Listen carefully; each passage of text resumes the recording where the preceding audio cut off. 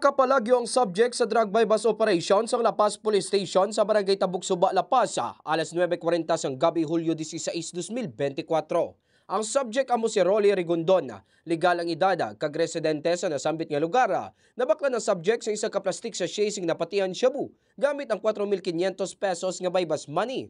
Dugang nga na-recover sa iyang paginakopa ang anom ka plastik sa chasing na patihan shabu, kagiban pa nga mga non-drug evidence. Sa interview sa K5 News FM Iloilo, kay Police Captain Marlon Perez, hepe sa La Paz Police Station, ginpayag sini nga madugay na nila nga ginamonitor ang subject bangod sa sunod-sunod nga report nga ilang nga nabaton na tuoy sa pagbaligya sa illegal nga drogas ang subject. At large siya, no?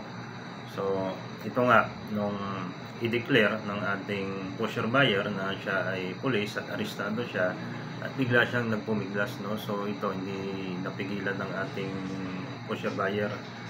Ito nga ay biglang nakaakyat sa may bubong ng CR, no? So may uwang doon, may bakanting butas doon, so doon siya nakapasok at hindi na napigilan ng ating pusher buyer, no? Ginabanta naman sa 30 gramos ang na-recover nga suspected shabu, kag may ara ini estimated market value nga 195,000 ka pesos.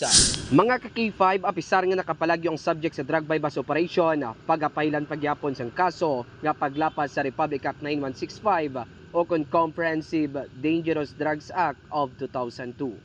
Balita nagikan sa distrito sang La Paz.